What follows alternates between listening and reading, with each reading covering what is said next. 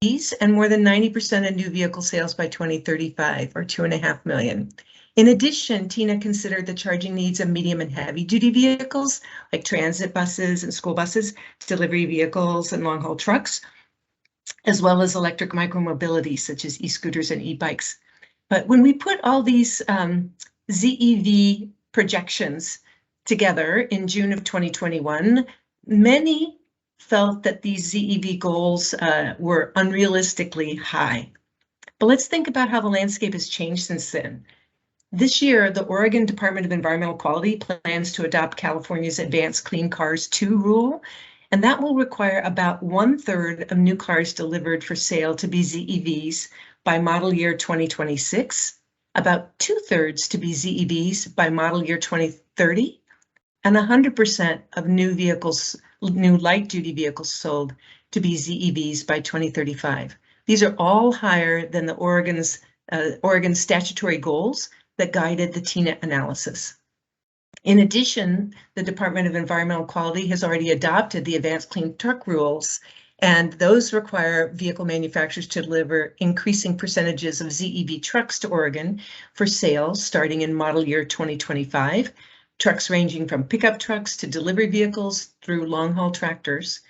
And the percentages for ZEV trucks started about 7 to 11% in model year 2025, but quickly ramp up to 20 to 50% by model year 2030, and 55 to 75% of new trucks are to be ZEVs by model year 2035.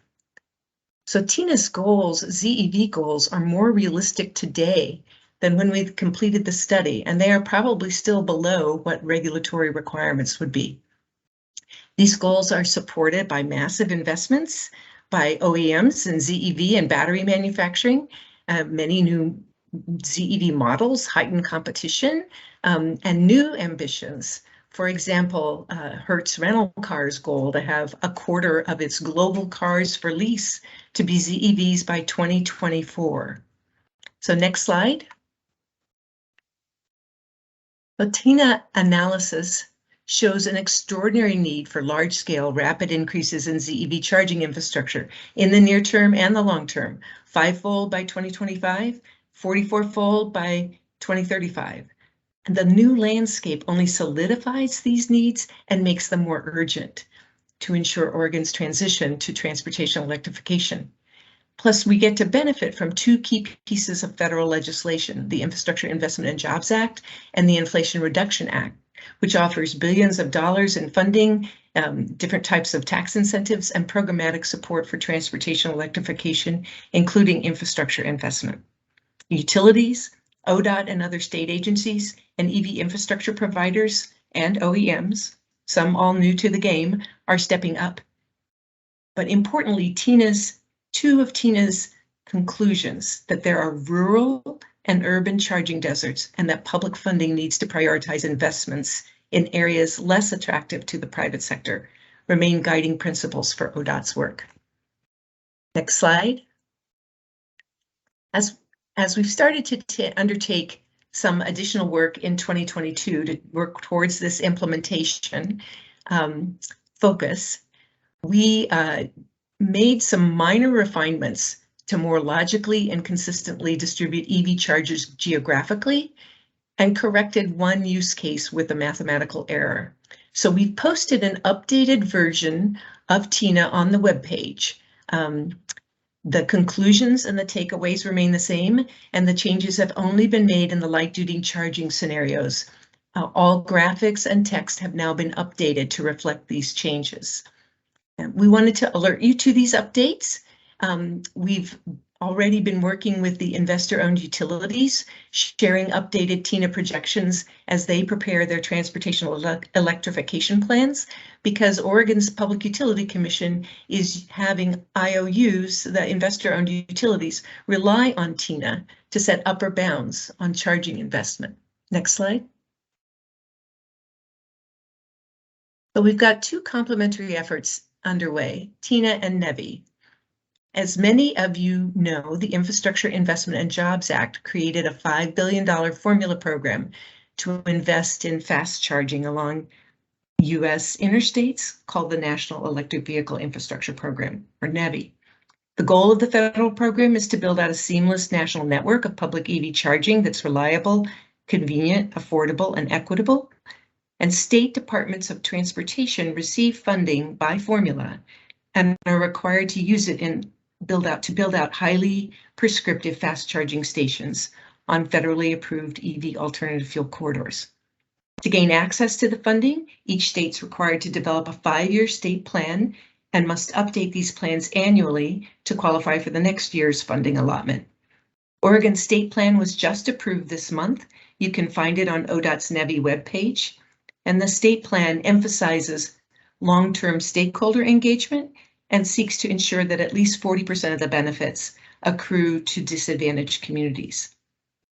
So what NEVI complements but differs from TINA. NEVI is a funding program for fast charging along major highways and interstates.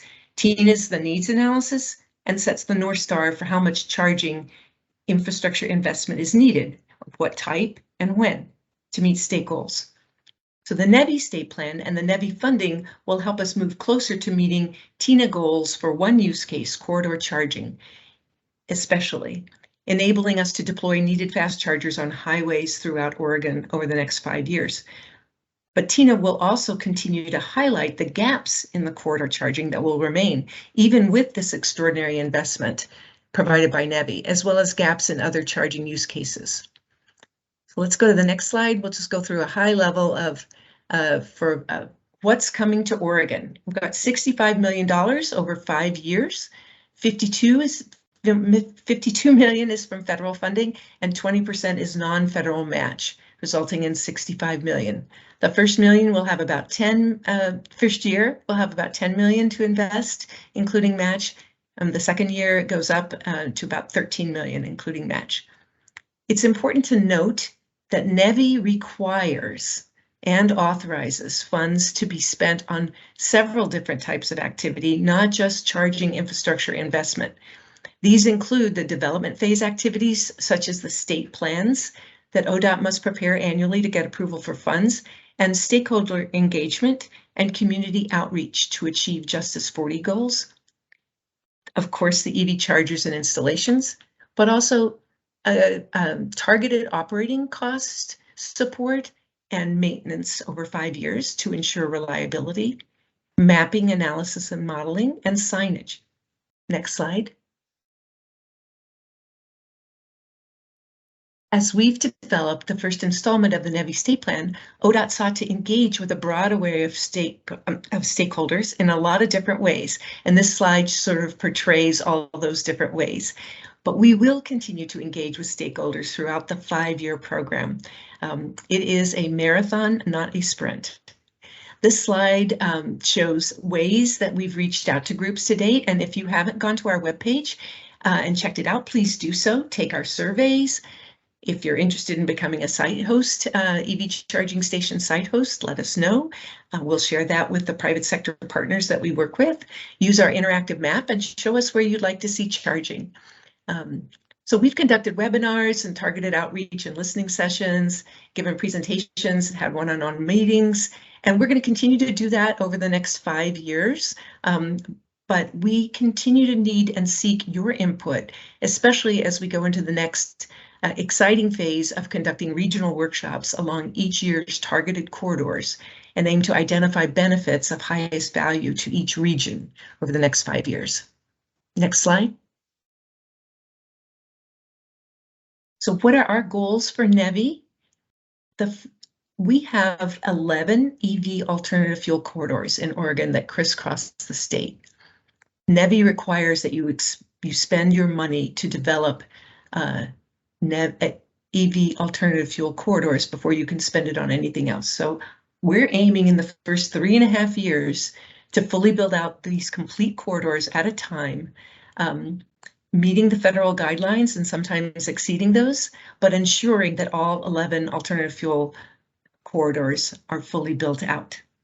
Some areas we may seek to encourage more pull-through stations to better position and leverage charging to serve medium-duty needs along with the light-duty needs. In some areas, we may encourage mobility hubs Along rural stretches, we may need to incorporate battery backup and solar to ensure reliability. In the final 2 years, we'll evaluate and assess what more needs to be done with the remaining funds, potentially adding more EV alternative fuel corridors or adding redundancy, resiliency, freight focus, multimodal options, or something that we have yet to even conceive of right now, but proves to be a need. Engagement with underserved communities will be critical, as well as engagement with the public, state and local agencies, utilities, and the private sector, and all the rest of you. So my colleague Jillian will now continue to outline our NEVI approach and move on to other sections. Great, thank you, Mary, and good morning, everybody. My name is Jillian DeMedio. I'm a senior analyst with ODOT's Transportation Electrification team. I'm going to be talking through a couple more slides on NEVI, and then I'm going to transition us into our TINA 2022 activities. So for those who have had the chance to take a look at our NEVI state plan, you'll be familiar with these 5 principles that have really shaped our NEVI strategy so far. First, ODOT does not intend to own, operate, or maintain any NEVI charging stations. Rather, we will partner with the private sector through public-private partnerships, much like we have done in the past through the West Coast Electric Highway. We'll be bidding each corridor or segment of corridor through separate competitive requests for proposal. So we'll be seeking a partner or group of partners that are interested in building out entire corridors. In addition, through the course of the program, we're going to really work to incentivize both building new stations, but also upgrading existing stations where it makes sense. Reliability is a major goal for us and for the NEVI program as a whole. So any contracting provisions will target reliability as well, of course, as including all of the minimum standards that will be outlined in the upcoming final rule from the federal government. And then lastly, as we did this year, our goal really will be to add additional alt-fuel corridors to expand access to this high-speed charging across the state. But this will be done at a measured pace, really to ensure that we have sufficient NEVI funding to build out our existing alternative fuel corridors first. Next slide. So these are our 11 alt-fuel corridors eligible for NEVI funding, and this map really demonstrates our spending timeline and where we expect to invest by year. We did develop this timeline to reflect a number of different priorities, including geographic balance, so making sure that we have both rural and urban coverage, traffic density, equitable charging access for our disadvantaged communities, interstate connectivity, among other priorities as well. You can see highlighted in green here where we plan to invest in our first year. So we have the southern portion of I-5, US 97, and I-205 through Metro Portland. And these north-south routes in year 1 will be balanced with a number of east-west routes targeted in year 2, including I-84 and US 20, as well as I-82. And then in year 3, we'll target US 101, US 26, and I-405. So you can see, and as Mary already mentioned, we are really targeting to build out certainly our original 7 alt-fuel corridors in the first 3 years, and really all 11 in the first 3.5 years. So we'll look towards our newest alt-fuel corridors in year 4 with Oregon 42 and US 95, and then really be able to target any future proposed corridors or go back and add redundancy where appropriate. Next slide.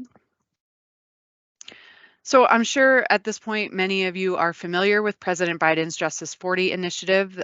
This is an initiative that applies across many different federal funding programs, not just NEVI. This map that you see here, however, is specific to the NEVI program. So the definition of disadvantaged community will differ by program. So you can see this map here overlaid with our 11 alternative fuel corridors with disadvantaged communities highlighted in Oregon in the purple. So far, the federal government has not been explicit in defining what will count as a benefit for the Justice 40 program.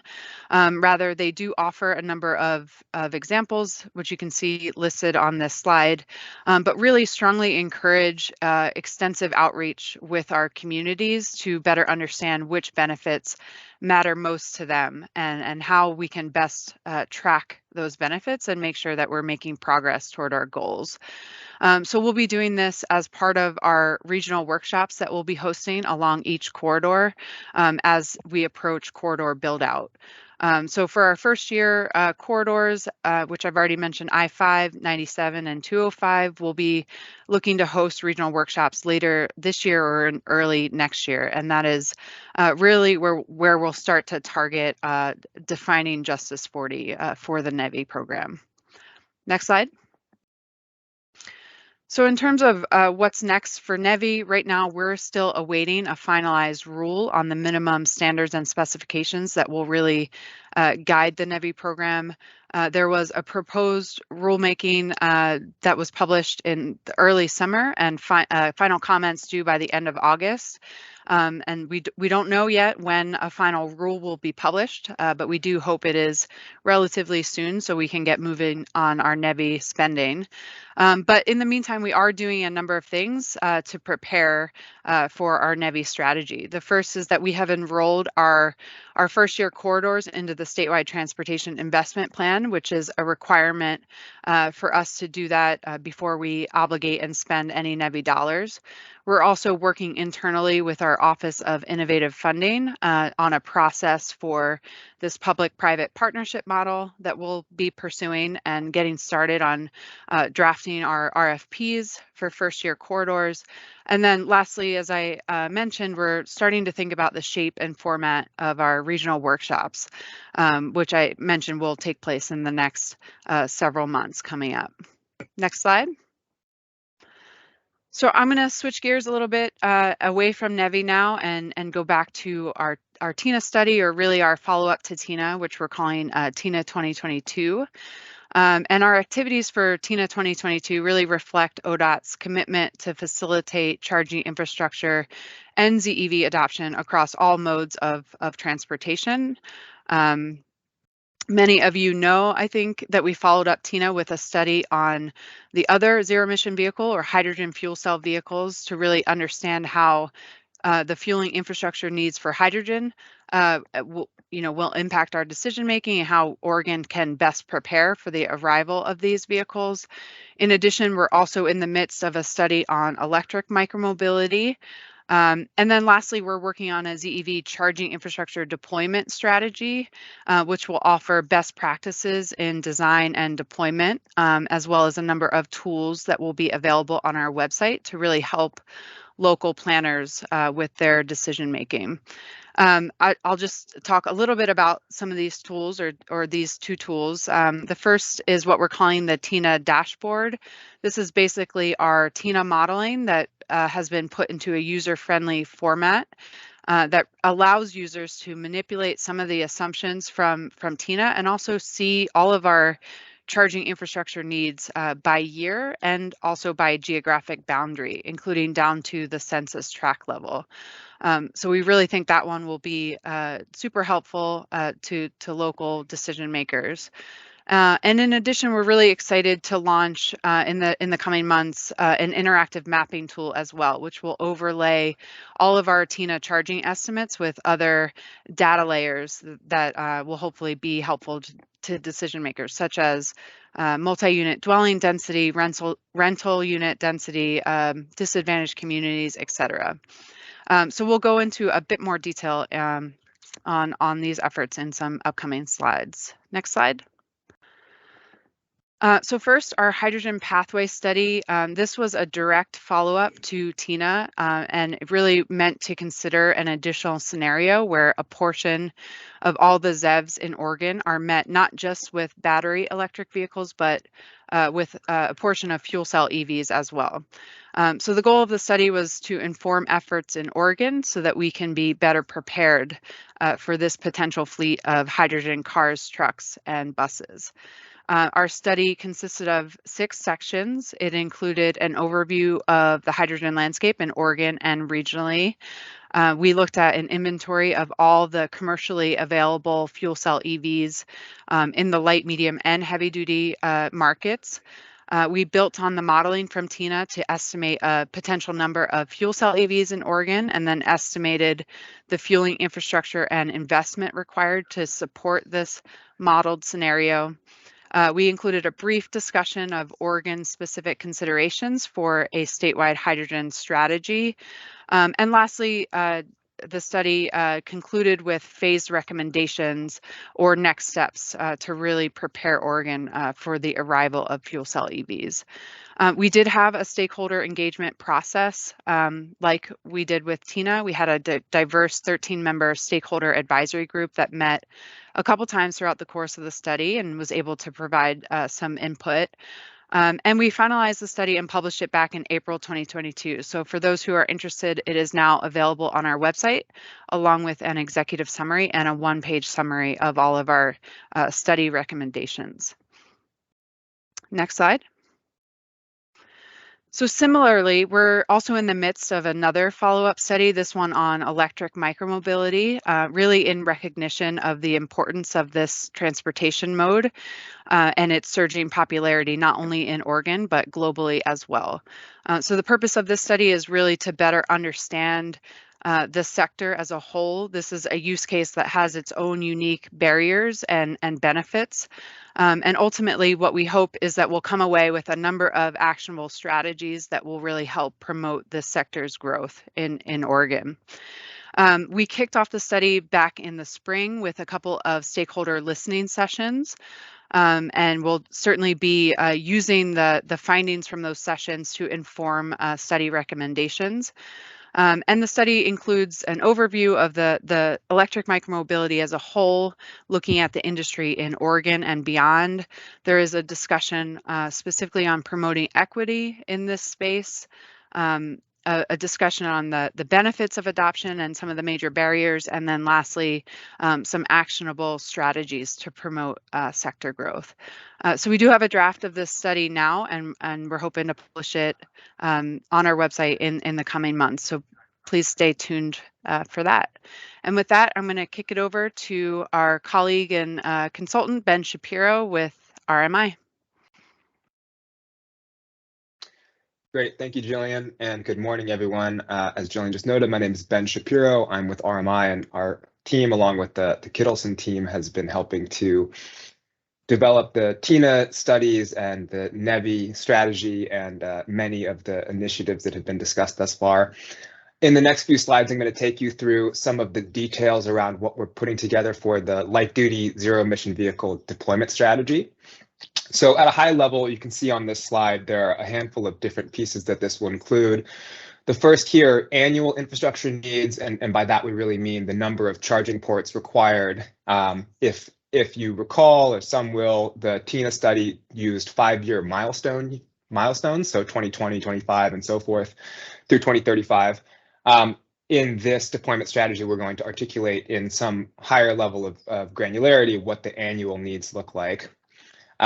And let me back up a moment here. I guess what I really want to convey here is that this deployment strategy's intent is really to bridge the gap between what the TINA analysis showed would be required over time in terms of the charging infrastructure and how that actually gets done on the ground and at the local level. So TINA laid out how much charging infrastructure would be needed, but there's a need now to sort of articulate how we actually go about doing that and roles and responsibilities and so forth.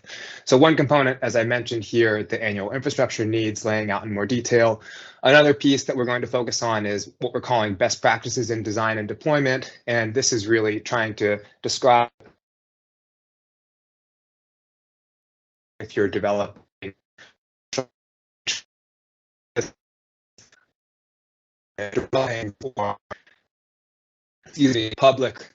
public level 2, public DC fast charging, there are a lot of commonalities between them, but there are also some very important differences in terms of how to go about developing those types of sites. So we'll go into some detail about what that should be focused on. There are also as Jillian had touched on, several key planning support tools. So one of them is the TINA dashboard that Jillian introduced, which is intended to help local governments and other planners understand in their area what the expectation from TINA is in terms of how many charging ports of different types will be required to meet the state zero emission vehicle adoption goals within their area in particular. We're also going to provide some planning level cost estimates that are intended to help local governments as well as potential site hosts and other involved stakeholders get a grip or a handle on what the expected costs might be to develop. You know, if you want to do a site that has 10 level 2 chargers, what might that look like? If you want to do a public DC fast charging site, what might you expect the cost to be, you know, in that scenario, and so forth. And then last but not least here, I'll just highlight the near-term priority actions that different parties would need to take to sort of realize this vision in the next few years. The strategy will be looking out beyond that, but we want to really focus in on some of these early wins. And the last thing I'll say here before moving on is just that the intended target audiences here. Oh, you having trouble hearing me? I was pitching it to the group. I can hear you fine. I've heard that others might be having trouble. So I was hoping to see if others were having trouble hearing you as well. Sounds Okay. like it's good. No, you're It's good. good for Ben. everyone. on my All right. end, Ben. Apologies for interrupting. Go. No problem. Thank you for checking. Appreciate it. So I was just saying before we move on here, really the intended target audiences here are several. One is the local government planning perspective, right? If you want to take these statewide numbers and understand what does it mean for me as a planner, as a local government official in my area to deploy charging infrastructure, what might that look like? What are the costs? How can I build it out? A lot of really actionable details on that front. Another is potential site hosts who are going to actually be hosting these charging ports at their businesses, at their apartment buildings, you know, at their retail locations and so forth. And then a third I would highlight is certainly the electric utilities, key player here. You know, many electric utilities know a decent amount about this already, but we want to make sure to include them in the conversation and really have this document and this guide be catering to them as well. So with that, next slide, please. I mentioned one key section here would be the best practices in design and deployment. A little bit more detail on that. We're thinking about things like the specific site locations and desired characteristics therein. You know, what makes a good DC fast charging site. If you're thinking about developing level 2 chargers at your multi-unit apartment dwelling, what do you need to think about? Those sorts of questions, including contracting and ownership opportunities. You know, there are certainly many different ways to deploy this infrastructure at different locations, and so providing some context for the local players in that respect. And then, as I've mentioned before, working with the electric utilities and making sure that that's really an integrated part of all of the planning that's taking place, planning and deployment, I should say. Next slide, please. I also mentioned briefly the planning level cost estimates. So, you know, I think that most who work in this space have a good understanding that the costs for developing these charging ports and the related infrastructure really do depend quite a lot on the individual site. You go between two fairly similar sites and you might have very different costs because of the need for utility infrastructure upgrades on the sort of front side of the meter on the utility side, or other similar kind of details that you wouldn't necessarily know from a casual glance at two otherwise seemingly similar sites. And so what we want to do here is provide sort of a cost range for different pieces, whether that's the hardware itself or the potential utility upgrades, the labor, that sort of thing, and really just get a good understanding for the intended audiences of not specifically what your costs will be, but what they could look like. So that's why we're calling these planning level cost estimates. And next slide. I believe this is my last one. So just to pull it all together to summarize, what we're really trying to do here again is bridge the gap between the high level TINA numbers and actions on the ground that local players need to take, including what those roles and responsibilities look like, how you might think about prioritizing different projects to help meet the TINA goals. Building in equity, this is a really important one. Jillian mentioned the interactive mapping tool, which will definitely have some good content and mapping layers and demographic information to try and really target how do we make sure that we're doing this and including all Oregonians, not just existing EV owners, for example. Land use and building code policies and other local policies that can support these developments, and several other items here. So maybe I'll leave it there. I don't want to take too much time, but thank you all, and happy to answer some questions at the end of this. Wayne, you want to go to the next slide? Great presentations. Thank you, everybody. So now we would like to open it up first to the advisory group. And remember, the public has time after this to ask their questions and provide comments.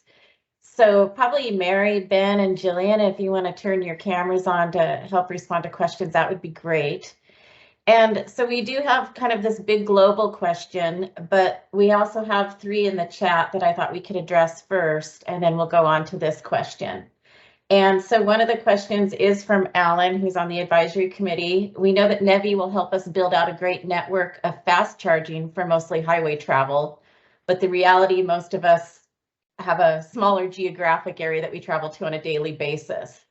And is there a plan for building out and funding infrastructure at multifamily apartments and workplaces? And I think Ben started to touch on this. I don't know if we want to expand on that for Alan.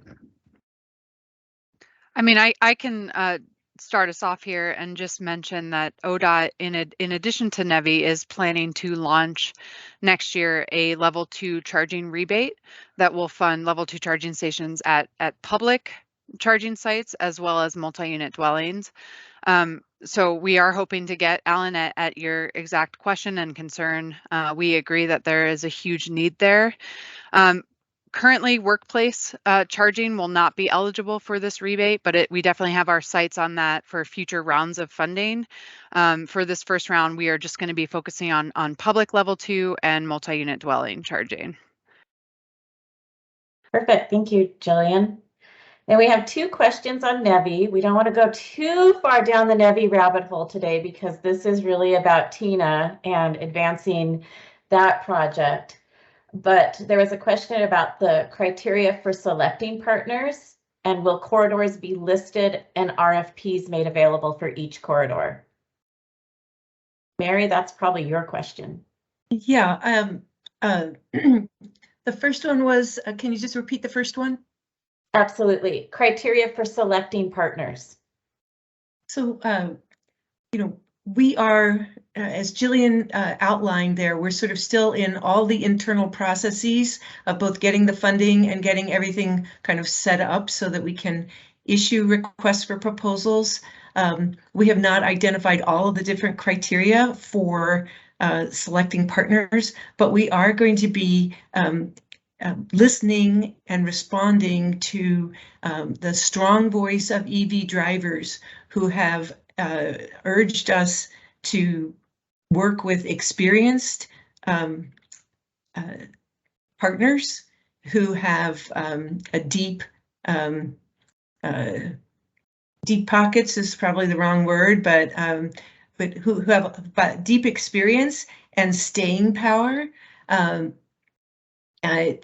Because we're looking at whole corridors to be developed at a time, and we will want to make sure that the partners that we work with have a real vested interest in maintaining the charging network after the 5-year NEVI program funding is over. And so there will be lots of other criteria. The minimum guidance that the federal government is coming out with has all kinds of criteria related to interoperability, roaming, standards, cybersecurity, all sorts of other things that will have to be, some of which are equipment based and some of which are network or EV charging provider based. So we will be going into all of those with great care. We do have experience having developed the West Coast Electric Highway and upgrading it recently. So we do have some a baseline set of standards that we use there that we'll start from and go from there. Thank you, Mary. Amanda?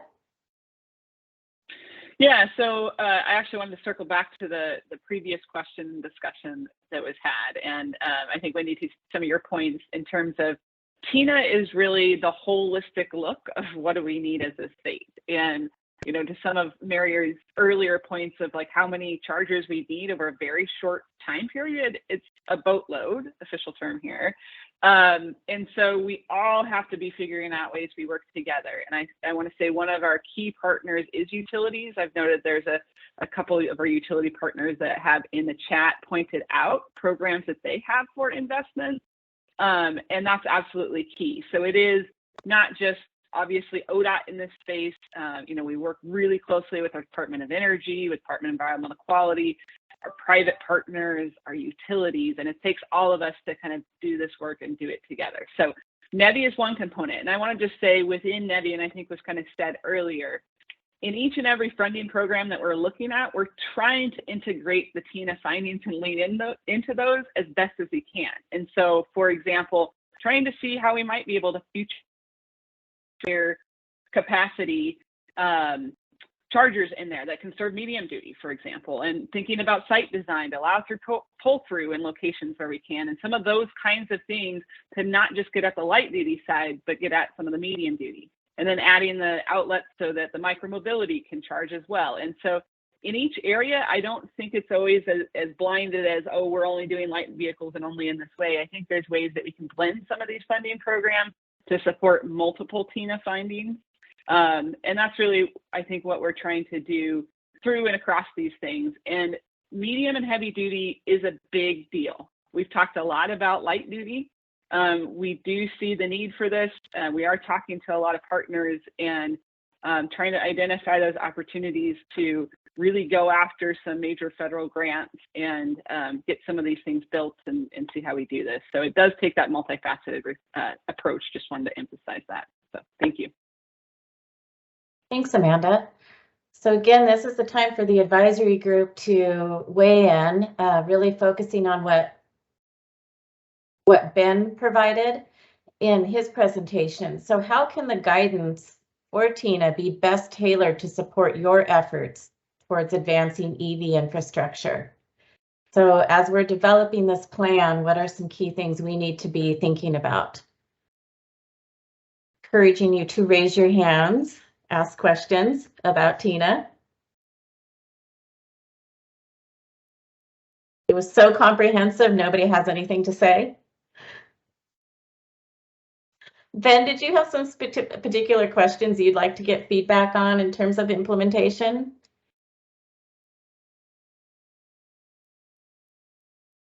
It looks like we have some coming in here, so maybe I'll wait. Perfect. Zach.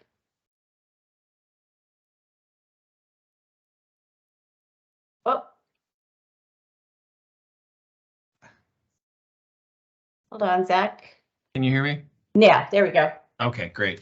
Thank you for the presentation. That was great. You guys have covered a lot of ground in just the past year of this work. I'm wondering if there are going to be any intentional efforts kind of looking at the stacking of rebates. It was mentioned in the chat, for instance, like Pacific Power has incentive. We know Portland General does as well. I'm wondering if that has been thought through to enable greater access for some of the EV charging providers.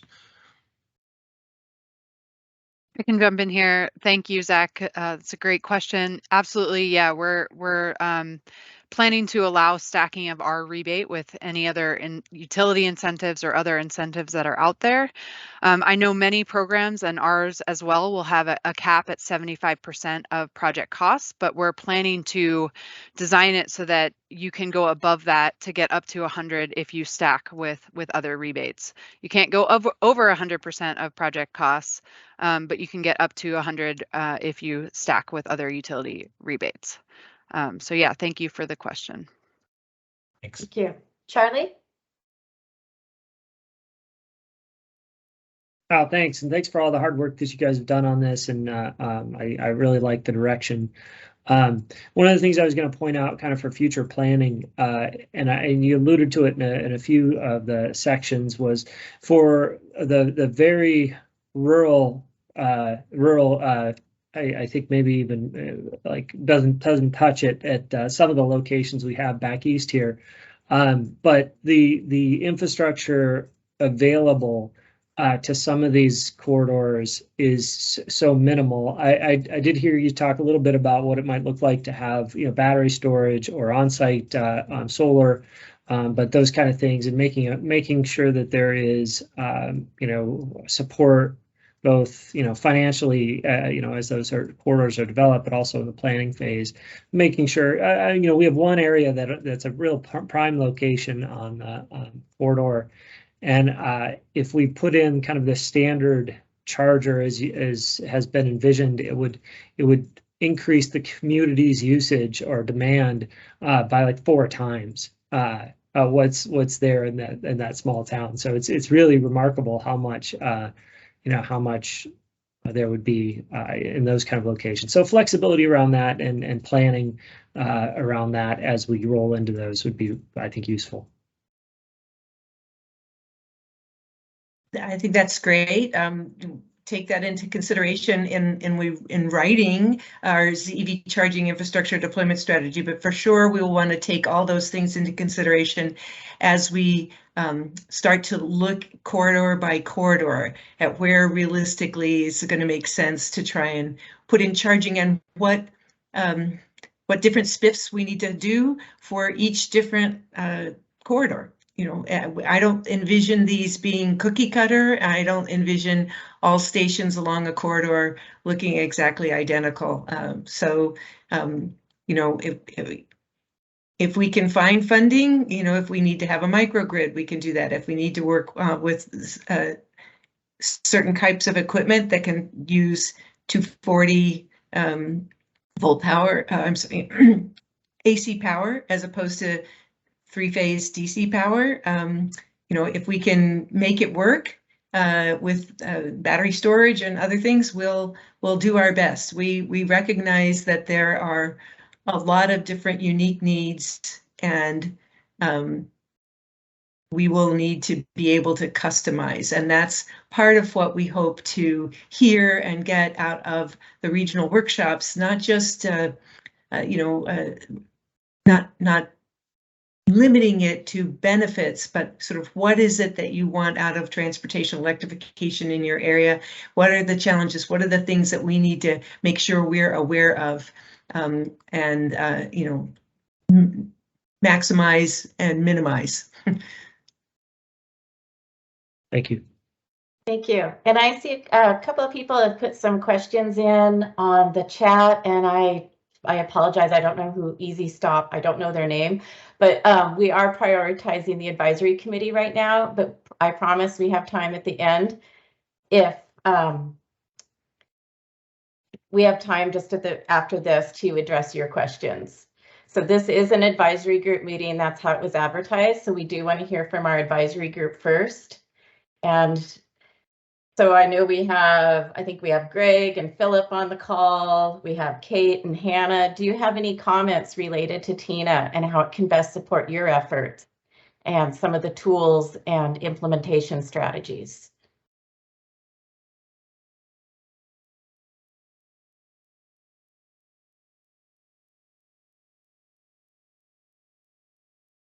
Thomas? You want to go ahead and go? Yeah, thanks. Thank you. Of course, it's not necessarily quite a fit to this question, but I wanted to just raise it, and not asking a question back, but the response here would be that I would be very interested in better understanding the vision that the state, or particularly ODOT, has in kind of directly pursuing non-NEVI federal funding that may be able to either augment you know, currently planned in-state funding, or otherwise may implicate other public sector entities at the, you know, city, county, et cetera level. So again, not asking that question, just flagging that I think that would be quite helpful for collective efforts going forward. Let me just jump in on that, and others on the team, if you feel, please join. But we have started some preliminary discussions on sort of medium and heavy duty concepts, you know, to some extent been responsive to some United States Department of Energy Vehicle Technology Office concept papers for medium and heavy duty electric and hydrogen planning along corridors in Oregon and the Pacific Northwest. So that's one area where we started discussions with or have been involved in discussions with folks who are looking at trying to do planning writ large for medium and heavy duty, both hydrogen and battery electric. We've all we're sort of waiting for the section 11401 guidance to come out on the community charging side of the house, as well as the corridor side of the house. We don't know exactly what that guidance is going to look like. And so we are interested and open. We've sort of stated publicly, and our Oregon Transportation Commission has given their support for us pursuing, you know, sort of multi-unit dwelling, our mobility type hubs, that kind of thing in the community side of the house. Medium duty and heavy duty battery and hydrogen refueling.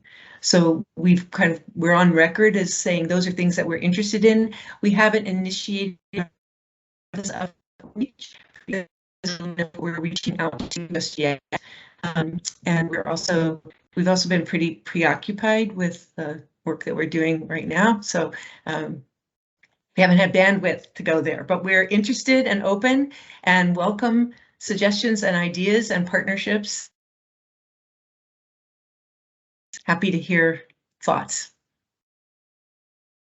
You know, there's lots that needs to be, certainly in the TINA study, there were lots of priorities and lots of suggestions and lots of focus that will not be addressed by NEVI, and we recognize that. And so we have explicitly suggested and chosen to go on record as saying we're going to be looking for things that aren't NEVI-like for the section 11401 grants. Thanks. Philip? You know, let me just say one other thing on Absolutely. that. There is a study that we're doing, the Oregon Department of Transportation is doing with the Oregon Department of Environmental Quality on medium and heavy duty incentives. It's directed by the legislature. It's due to the legislature on December 1st, and it's a compilation of incentives that different states have and some recommendations on what might be needed both on the vehicle side of the house and the infrastructure side of the house to try and transition better, help Oregon transition to zero emission medium and heavy duty vehicles. So that's another activity that we're engaged in right now. There's no funding associated with that yet, but we're hoping that that study fuels some action by the legislature. All right, and Philip. Thank you. Are you hearing me okay? We are indeed. Okay, good. I have a couple of different kinds of concerns. One of them is a sort of a communication with owners and users issue. I think we still need to upgrade web page contact both on your sites and on the utility sites. And because multi-unit dwelling and workplace charging issues vary widely depending upon the actual physical facilities at those sites, there needs to be an easy way to actually contact an expert within the utility to talk about how one would go about planning and setting up those kinds of facilities. I've been in contact with several different organizations, and it became completely obvious that their physical facilities are so different from each other that you've actually got to get into the weeds in order to figure out how to manage these things. And the final comment on this part of what I want to suggest is that you're going to get general adoption of electric vehicles when people in condominiums and apartments and can charge at their own parking place assigned to them by their landlord or by their association without having to move their cars around, and ditto for workplaces. And if we do both, we can probably get a whole lot of people adopting electric vehicles that will then make use of all these wonderful NEVI high-speed chargers when they travel. Otherwise, it will be much more difficult. In Eugene, for example, over half of people now live in multi-unit dwellings. I didn't know that until lately, but it's startling. The other comment I have, or question I have, maybe there are two more. One is this issue of bringing in hydrogen. I will admit to a bias. I think hydrogen is extremely expensive. I think it's very unlikely that long-term that's going to be the choice for anything other than ocean-going ships or other very, very large vehicles. It may be useful in some stationary situations, but I really don't expect, because of the cost and the inefficiency of converting electricity to hydrogen and then back again, that it's going to take off.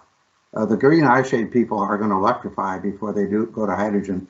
Please, please do not spend your money on hydrogen until you've gotten the electrical heavy-duty chargers in place everywhere they're needed.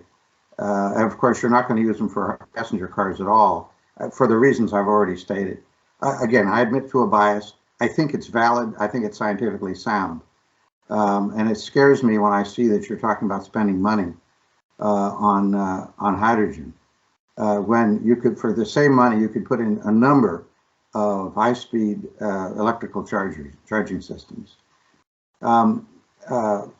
My final comment is we still have to work on how we're going to do charging in rural areas off of the interstate, off of these major highways you've referred to.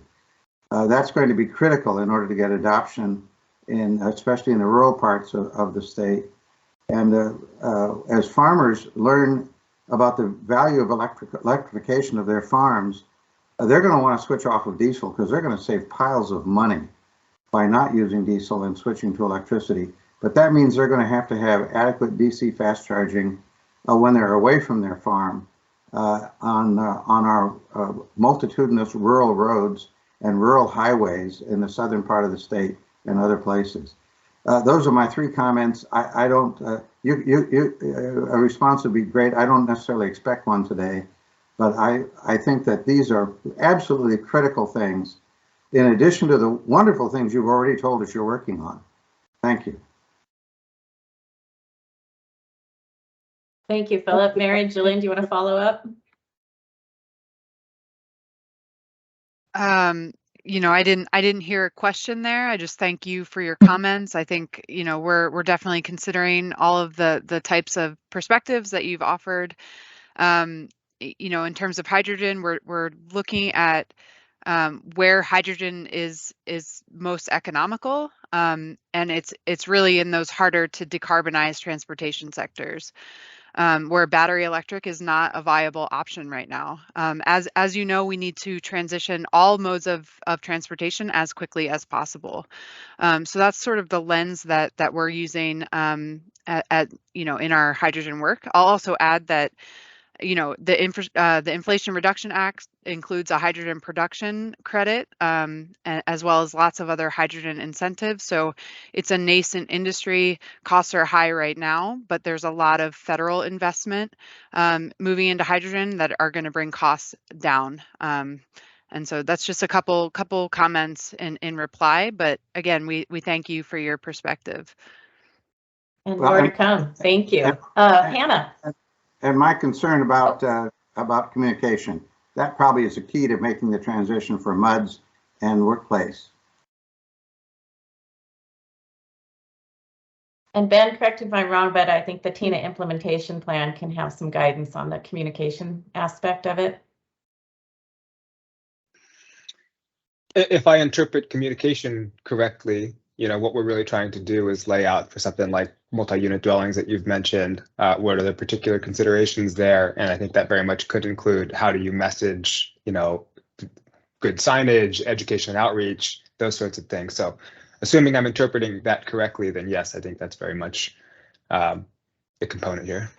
I think Phil is trying to get at, I'm just going to speak for you, Phil, for a second, is that you're trying to get at if somebody wants to put in the charging, how do they get a hold of information? We're hoping that our document provides some of that information, but we will also I'm sure all the utilities that are on this call today are setting up processes within their own utilities to try and create a way for people to get a funnel for anybody who wants to try and put charging into their multi-unit dwellings. And some of the utilities are developing programs that are specific to multi-unit dwellings. So I think there's movement there.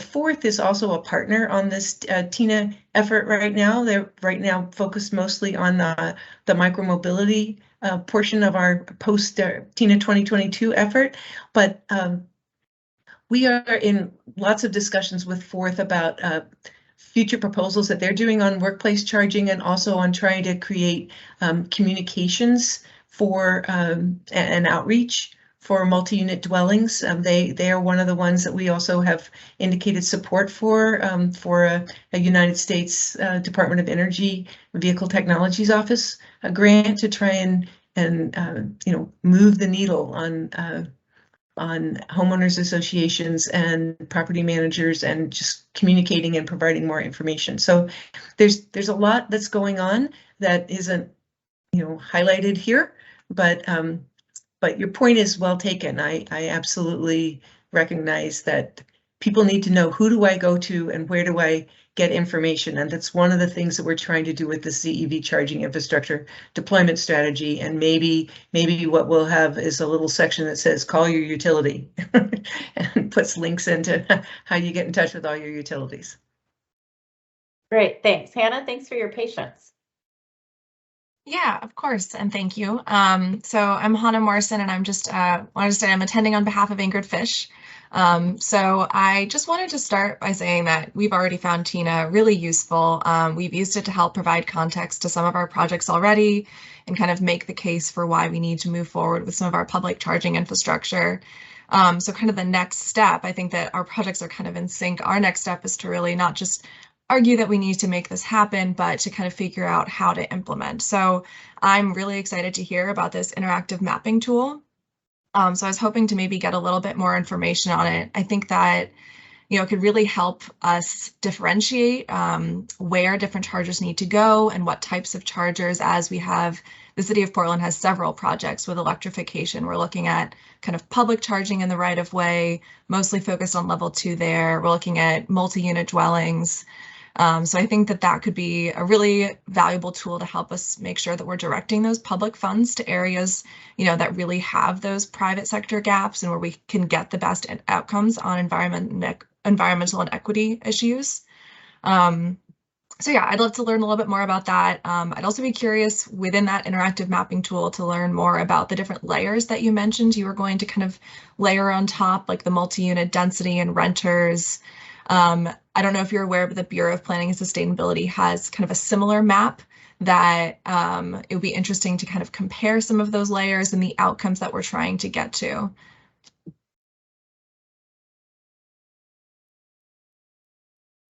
Right, Ben or Mary, do you want to respond to some of those, or Jillian? Jillian, I think. Jillian, yeah, thank you, Hannah, for your comments. I was not aware of your mapping tool, so that would be great to compare notes and make sure we're being as consistent as we can in terms of our data layers. I'll say, the point of our tool is really to overlay our TINA findings, so all of our TINA charging infrastructure estimates on top of these data layers. So you can kind of, each community can really tailor their specific needs. Some communities may have high densities of multi-unit dwellings and may want to site charging stations. That may be the highest priority for them. And so they would use those data layers to kind of find areas that have the highest density of multi-unit dwellings in their community. We are hoping to incorporate a feature where we can kind of generate a suitability score for infrastructure siting based on certain priorities that are identified, like multi-unit dwelling density or equity or things like that. So that is also a feature that we're working to incorporate into our map. Yeah, I'm trying to think if there's any, this is something that we're just kind of kicking off now. And so I don't have a lot more details to offer, but if you have a specific question beyond that, I'm happy to try it between Ben and I. We could try to answer it, or we can just keep in touch as efforts advance.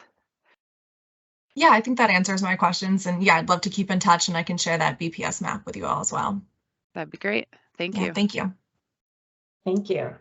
Well, I don't see any more hands up from the advisory committee, but I know we haven't heard, I don't believe we've heard from Joe, Juan, Victoria. Do you have any comments you'd like to provide?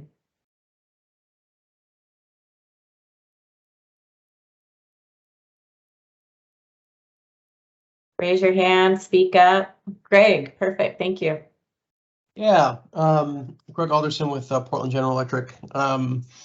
First of all, just, thanks to the team at ODOT for the work that they're doing. It would have been easy or accessible for ODOT to just do the TINA study and sort of move on with their day, but instead they have, been trying to be pretty thorough with, what comes next and not leave anything behind. So appreciate the team at ODOT for that work, especially as you've kind of revised TINA and also then, provided, kind of thinking around the next steps. I think as you start to think through, well, I guess a couple of comments, as you think about the deployment strategy, I think, I like the idea of making the data available. I think, just kind of putting things in a map won't necessarily do the job. Because of all of the diversity of needs that people have in different parts of the state, but providing that data where people can set priorities as they need to, I think is really valuable. And also just urge early engagement with the utilities for any one project, given site selection, design, and even just kind of, preparing for things like supply chain committees and things like that. So early work with the utility in any kind of program is helpful. Thank you. Thank you. And hi, everyone. This is Juan with Eugene Water and Electric Board. Not much to add. I do like the interactive map that is going to be taking place and how it's going to be able to not provide data, but evaluate proximity to different key locations like multifamily. At EWEB, we're looking at doing DCFC within our service territory, and we're using ArcGIS, for example, to run queries on how close are we to limited income housing, how close are these potential locations to multifamily, or just rental units with vehicles that have more than one vehicle. So that kind of, I think, information would also be really valuable to other utilities who perhaps are not there yet and can benefit from that help that you can provide. I would echo the comment that was last made that working with utilities would be really helpful to ensure that we're not doing double efforts in making sure that an area may already be covered. And also, for example, for EWEB, we don't have direct access to the I-5, so we're focusing more on Metro DCFC charging. But again, yeah, echoing that, working with utilities would really, really be helpful. And just fantastic work that is taking place. So thanks for what you're doing. Thank you. So it sounds like, I'm just going to jump in and say, it sounds like maybe convening a get together with utilities and especially around the mapping layers and that sort of thing might be a worthwhile conversation. Is that what I'm hearing? Yeah, and especially as you move forward with efforts for a certain area or region, definitely, hey, we're thinking about doing this with some private entities in your area. What are your thoughts? Do you have any considerations? If infrastructure is needed, what is the timeline for your crews to be able to do that? So yeah, those kind of conversations. So the expectations on all sides, both for you, the utilities, the private entities that you may be working with, maybe there. So definitely an overall, hey, we're doing this, but definitely as you get closer to working with a specific area to ensure strong communication with those utilities. Absolutely, for sure. As the utilities are going to be a big part of our regional workshop outreach efforts, because they will be key. Greg, did you have some follow-on? Yeah, sorry. Yeah, I would agree that, that would be helpful. I was curious what the timeline is, and maybe I missed it earlier, but curious what the timeline is for that map and kind of deployment tool. So by the end of this year, and certainly by the end of January of next year, the timeline. Okay, great. All right, Mary and Jillian, we don't have any more hands raised from the advisory committee. So I don't know if you have some specific questions or if we are ready to move on to the general public comment phase with Amanda. Well, let's make sure Amanda, Amanda you're doing a great job. If you want to continue on facilitating that part of the discussion, I'll jump in after. Okay, perfect. And that, of course, the advisory committee is welcome to participate there. There's an active dialogue, so good stuff happening over in the chat. So I'm going to do one last call. I've kind of called out some people we haven't heard from the advisory committee. At least give us a thumbs up that you're good to go, or otherwise, I guess we'll move on to public comment. So Wayne, that would be, yeah, so use the chat box. You've been doing that. This is the time where you can raise your hand and we can start fielding kind of general questions.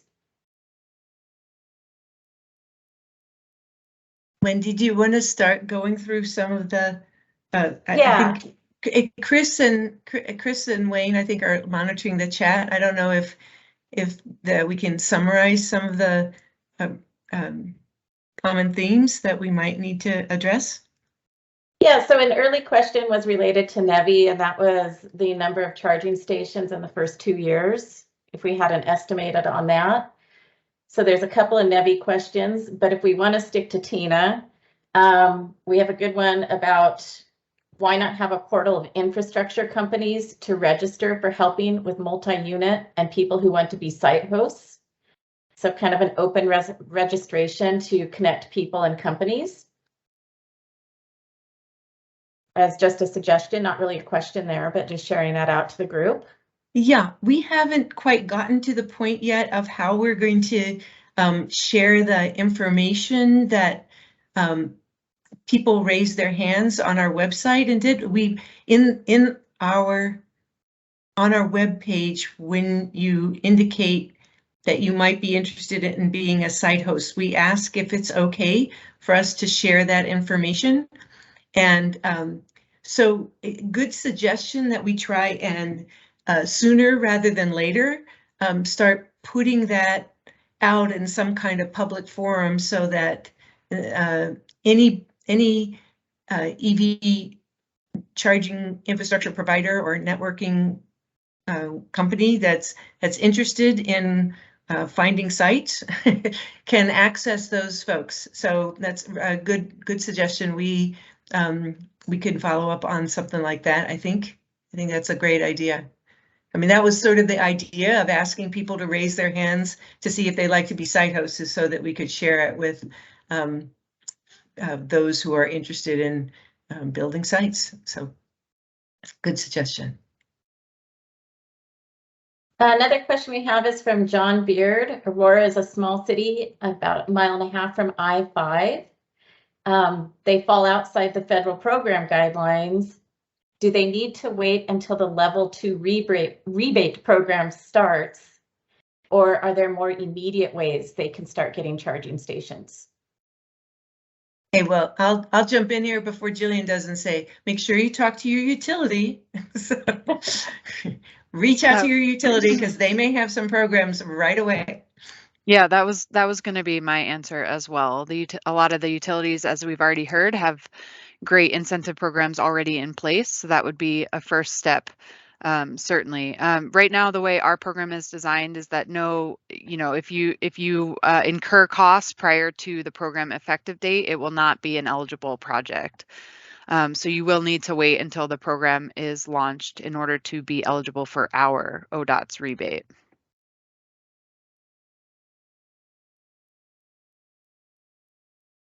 Are there other questions from the public? There was a question about, will the presentation be shared? Yes, it will. We'll make it available. And then we've got one from Ryan, works for a small electric utility in Northeast Oregon.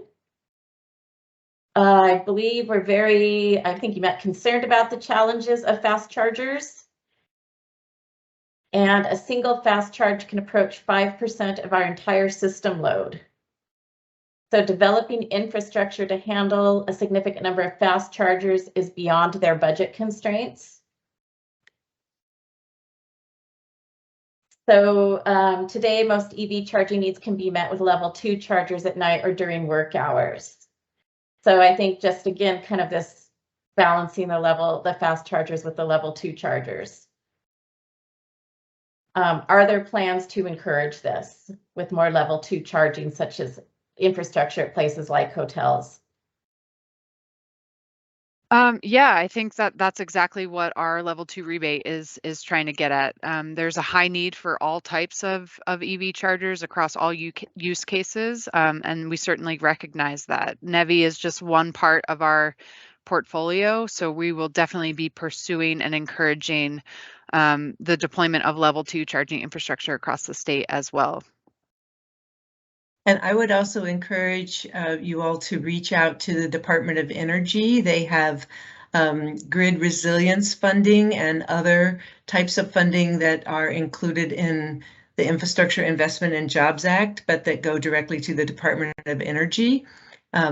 So there may be other sources of funding that can go to some of the consumer-owned utilities to support grid expansion or grid resilience or other factors that might be really beneficial to position you for electric vehicles coming. We all know that for light duty passenger cars, the least expensive way and the most convenient way to charge up is wherever it is that you park at night.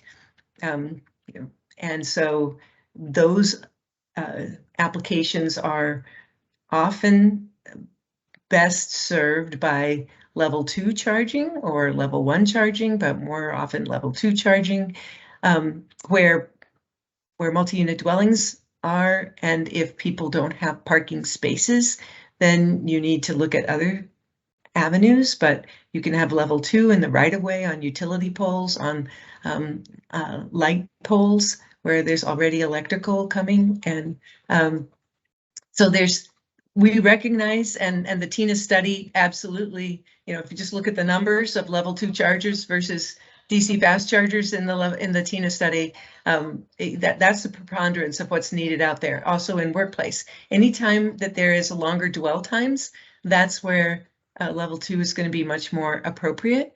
But there are times when you need fast charging, and there are different applications when you go beyond medium and light duty into medium and high duty, where fast charging is going to be more useful. So, over time, utilities will need to be able to expand their capabilities to address those needs as electrification is coming. It just is. Thanks, Mary. Ben, did you want to follow up before we go to the next questions? Yeah, just two brief comments. One, to the direct question about deploying more level 2 charging. Jillian has spoken about the funding that the state is going to be providing through rebates, and Mary mentioned a couple other opportunities. I'll just flag again, the intent of this deployment strategy is to really provide guidance for all of the local players for, okay, if the funding is available and you know you have the need from TINA, how do you actually go about doing that? So just want to reiterate that that resource will exist and hopefully will be very tailored to answering a lot of the questions around implementation and deployment. And the second piece I wanted to mention, because I don't think it's been raised on this call thus far, but just want to flag that through the recent Inflation Reduction Act, there is an extension and expansion of the tax credit for infrastructure. And so that's also another important way to fund some of this. So we don't have to go into the details here, but want to make sure that's also on people's radar. Well, and we always have to tout our fabulous clean fuels program that the Department of Environmental Quality has as well. We're one of the very few states that has clean fuels credits that generally speaking, most of the, well, in almost all cases in Oregon, the electricity is substantially cleaner than a gasoline or diesel powered vehicle, and that lower carbon, cleaner fuel generates credits that can be monetized. And that can be then a way of defraying costs over time.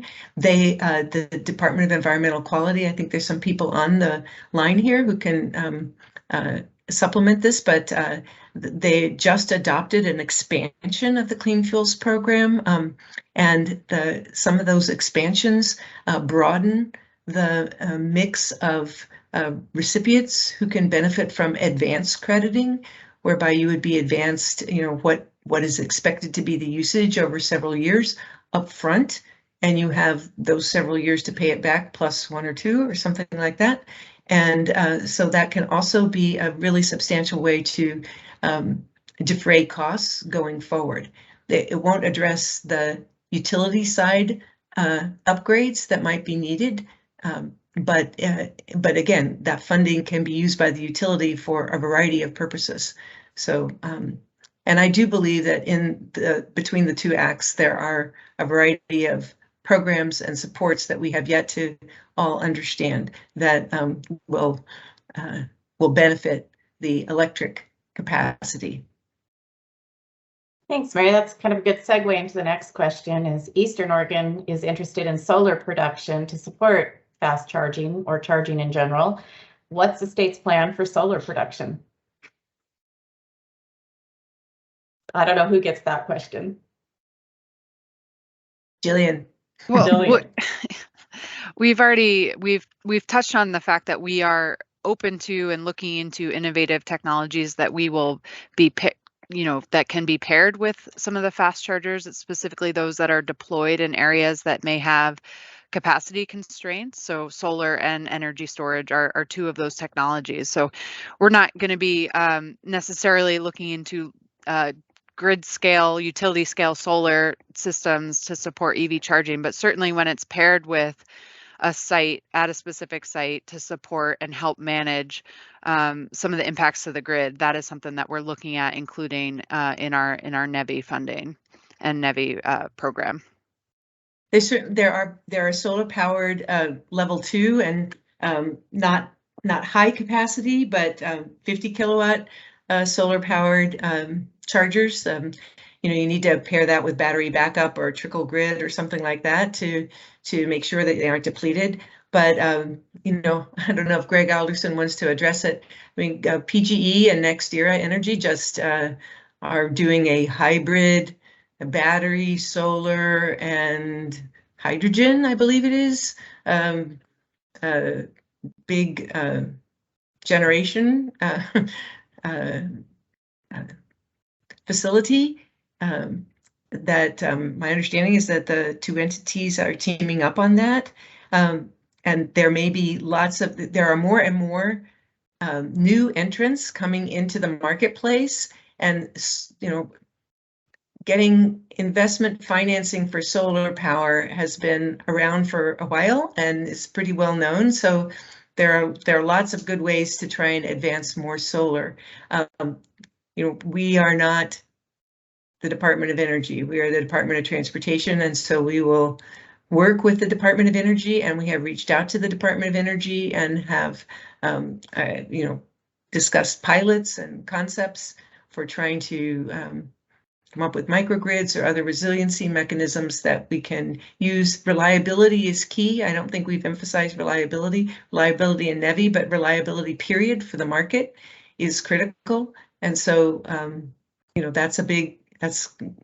solar has a role to play in supporting reliability of access to charging at all times. Thanks, Mary. And Jessica, I don't know if you are wanted to add anything to the conversation. I'm not sure Jessica's on the call. All right, well, I'm going Yep. from yeah, okay, perfect. Yeah, so we can also provide some follow-up after the meeting on that one too, as Yeah, well. I was going to say Jessica was on earlier, but then had to, she's I think presenting at a conference herself right now. So she had to hop off. Well, the good news is we have an she was on amazing attendance for this meeting, but it's also hard for me to keep track of everybody's name when there's over 60 people. So thank you. Are there any other questions, or are we ready to move on to next steps? So we want to make sure we have enough time, but I'm not seeing any more questions or comments coming in.